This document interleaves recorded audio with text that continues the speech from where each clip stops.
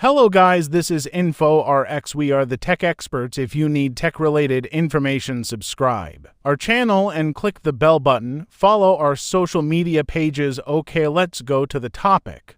Dell XPS 14 review. The XPS 14 is something of a reboot for Dell's long-running premium laptop line. They used to be some of the most desirable Windows machines going, but the most recent generations to tier approach didn't go down well with fans. Rivals have also stepped up their game, so a podium position on best laptop lists was no longer guaranteed.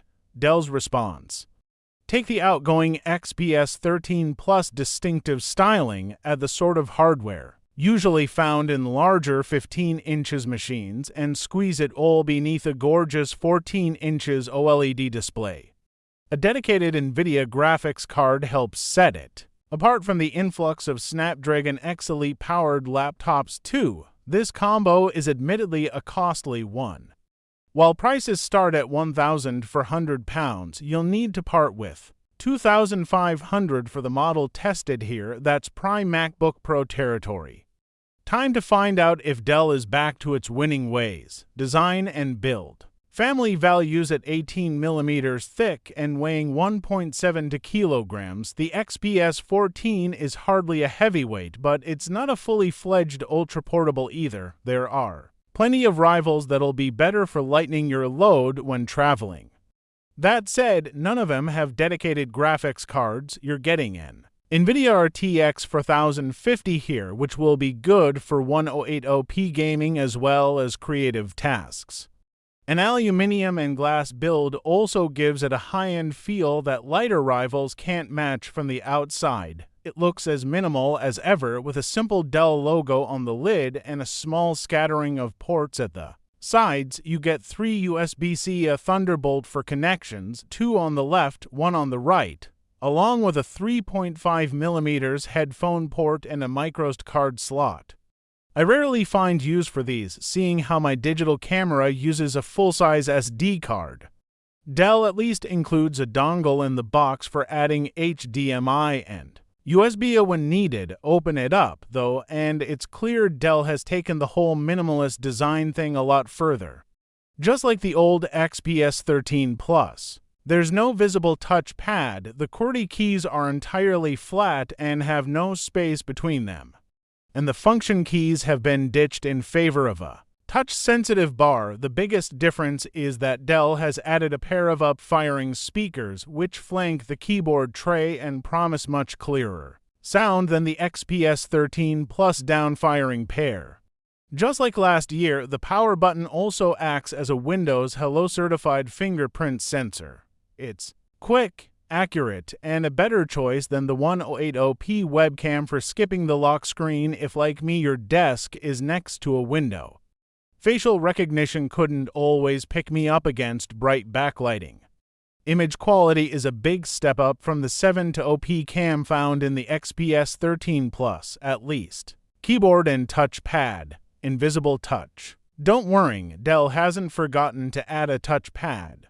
It's exactly where you think it is, hidden beneath the glass wrist rest. There are no markings. But as the underlying touch surface was wider than I was expecting, I never had any issues with missed swipes or taps. Dragging and dropping felt easier than I remember it being on the XPS 13 Plus, too, although haptic feedback definitely isn't any stronger. I didn't need any extra adjustment to type at full speed either, despite the keys being very tightly grouped together and the backspace key being slightly offset to make space for the power button. I put it mainly down to each key having a small recess for your fingers to rest on. There's also a respectable amount of key travel, and each one felt satisfyingly springy, whether I was softly pressing or prodding with force. You'll want to keep the white LED backlight off for anything other than nighttime working, as it makes it impossible to read the white keycaps during daylight hours. There's no way to switch off the row of light-up capacitive keys that replace the function row. Just change between shortcuts and function buttons by holding the FN key. I think this Touch Bar is just as divisive as it was on the XPS 13 Plus. There's no haptic feedback to confirm you've pressed a button, and I missed having Escape and Delete as physical keys. This is one of the first laptops I've reviewed with a Copilot key, which launches Windows AI Assistant. It takes the place of the right control key, which I rarely use and didn't miss, but I've not found a lot of use for Copilot either. Screen and sound. The cinema show old screens used to be a laptop luxury, but now they're much more common. I was amazed, then, that the base XPS 14 still includes an LCD display. It's not even a touch screen, and the resolution tops out at Full HD. That's honestly pretty poor given the asking price. My test unit, on the other hand, had a stunning old panel with especially skinny bezels, a super crisp 3:00:2000 resolution, and brilliantly smooth 120Hz refresh rate. It's a £300 optional extra, but one I'd suggest every owner ticks before clicking the buy button. Colors are deliciously vibrant, contrast is impeccable, and deep inky blacks give phenomenal definition to streaming video content. Dolby Vision HDR also adds bright highlights into the mix, making this a superb entertainment machine. Color accuracy is on point for creative jobs, too. Overall brightness is pretty great. I could easily see documents and emails when sat right next to a window on bright, sunny days. The screen does a fantastic job at minimizing reflections and wasn't a fingerprint magnet either, though after a week of testing the touch screen still picked up a few smudges. Still, this screen is easily as good as anything Acer, Asus, or Lenovo will sell you for similar cash. The stereo speakers are a real improvement over the XPS 13 Plus down-firing pair, with much clearer audio that gets decently loud for a laptop. Straying above 50% volume reveals some high-end brightness, and they can't match a modern MacBook for outright clarity. Seriously, how Apple achieves such brilliant sound from something so slim verges on wizardry. Still, I didn't feel the need to reach for my headphones for anything other than gaming, performance, and battery life. GPU makes the difference in isolation. The XPS 14 is an impressively powerful machine for its size. My review unit had an Intel Core Ultra 7-155H CPU paired with 32 GB of RAM, an optional upgrade over the stock 16 GB, and a 1 TB SSD, which delivered epically smooth performance in just about every desktop task and produced some strong numbers in synthetic benchmarks. 2,221 and 12,100 in the Geekbench single and multi-core tests put it level pegging with similarly equipped machines from Asus and Acer that I've tested recently. Compared with an M3 Pro-powered MacBook Pro 14 inches, though it's not quite a class leader, falling short in single-core performance. Then again, if you need a laptop with creative muscle, the XPS 14 makes a strong case for itself thanks to an NVIDIA RTX 4050 dedicated GPU. This isn't the beefiest chip going for gaming, but 3D modeling and video encoding both show a nice leg up over rivals that rely on integrated graphics. Only creative apps designed specifically for Apple Silicon C, the MacBook regained the lead. The Dell is clearly the better choice for gamers, though you've still got to be realistic with graphics settings. Ray tracing in Cyberpunk 2077 can still bring this machine to its knees at the native resolution, and it couldn't manage 30 FPS at Full HD either, disabling ray tracing and activating NVIDIA's DLSS upscaling makes all the difference, even if a smooth 60 FPS in CD Projekt sci-fi adventure isn't quite achievable.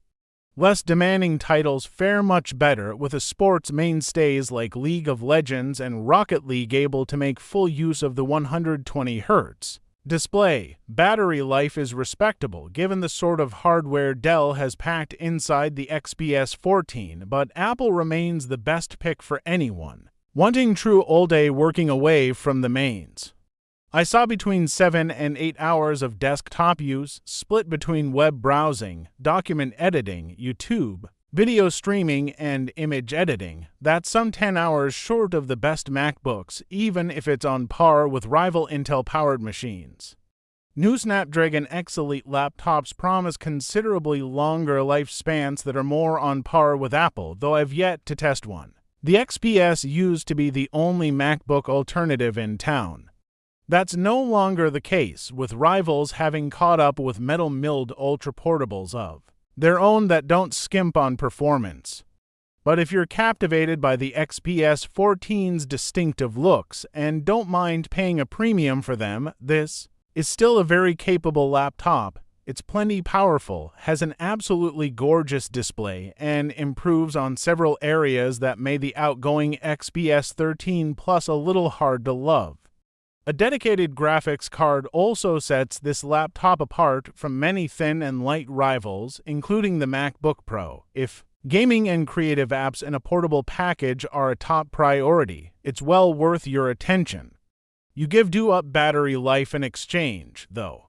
If you're not wedded to Windows, an Apple MacBook Pro remains the longevity champ, and if you are, a Snapdragon X Elite powered machine may be a better bet. The XPS 14 is a brand new entry in Dell's flagship lineup, sitting alongside the XPS 13 and XPS 16, and it seems to hit the sweet spot. 13-inch laptops feel small in the age of tiny bezels, and the larger XPS 14 even gets you a dedicated graphics boost. The whole lineup borrows the design of the XPS 13 Plus, so that means it has square keys, capacitive function buttons, and a borderless haptic touch pad. It's all really cool and futuristic, even though we're technically on the third generation of this design. It's also got a 1080p webcam, a welcome change for XPS. The biggest issue is that it's just heavy for a 14-inch laptop. This unit weighs in at 3.8 pounds, but to be fair, it packs the punch you'd want. Ultimately, the Dell XPS 14 is a fantastic lineup. I feel like I sound like a broken record when I say that about a Dell XPS laptop, but it's always true. A year ago, the Dell XPS lineup was pretty diverse. There was the XPS 15 and XPS 17, which followed the lineup's traditional design language, while the XPS 13 was split into a super thin and light laptop and the futuristic XPS 13 Plus. There was even an XPS 13 to IN1 tablet that's all now been condensed into the XPS 13, 14, and 16, which borrow the same design elements as what was previously known as the XPS 13 Plus. While the XPS 16 feels like it replaces the XPS 15 and 17, the Dell XPS 14 feels entirely new. If anything, it feels like it should have replaced the XPS 13, like the whole lineup. It comes in platinum and graphite. I asked for a graphite unit because I've reviewed platinum models with the last 3 XPS machines I've used. I think I might actually like it better. It's a dark gray color, but it doesn't feel dull like most blackish laptops. Here's the bad news though. The Dell XPS 14 weighs in at 3.8 pounds, which is super heavy for a 14-inch laptop. If you get the FHD display, it weighs 3.7 pounds, but that's still not enough. For reference, Apple's 14-inch MacBook Pro weighs in at between 3.4 and 3.6 pounds, depending on how much power you want. Interestingly, the XPS 14's weight doesn't change based on if you get dedicated graphics or not. Lenovo's Yoga 9 i14 weighs between 3.09 and 3.3 pounds. And you can feel it when you carry the XPS 14. You pick it up and it feels heavier than it should be. However, I suppose that's why this machine hasn't replaced the XPS 13, which is still as compact as it gets and weighs in at just 2.6 pounds. If we're still comparing to Apple, that's lighter than a MacBook Air. I have the XPS 13, and I'll be reviewing that next. It's made out of CNC machined aluminum. Honestly, it just wouldn't be an XPS if it wasn't. It gives you that premium, solid feel that the brand is known for. As far as ports go, Dell abandoned USB Type-A in its XPS laptops long ago. This guy comes with 3 USB Type-C ports, 2 on the left, 1 on the right, all of which support Thunderbolt 4. On top of that, there's a microSD card slot and a 3.5mm headphone jack on the right. This is another thing that differentiates the XPS 14 from its smaller sibling, which only includes a pair of Thunderbolt ports. The Dell XPS 14 comes with a 14.5-inch display, which is offered with a 3200 by 2000 OLED panel, although FHD is available if you're trying to save on costs or battery life. Personally, I always believe in OLED. It's a better experience all around. You get true blacks and more vibrant colors. On top of that, you get a 120Hz refresh rate, which can be set to dynamic, switching between 60Hz and 120Hz as needed brightness. Maxed out at 333.1 nits, while the black level stayed mostly consistent throughout, as expected for an OLED panel. Thanks for watching this video. For more information, touch with us, comment your opinions about this video.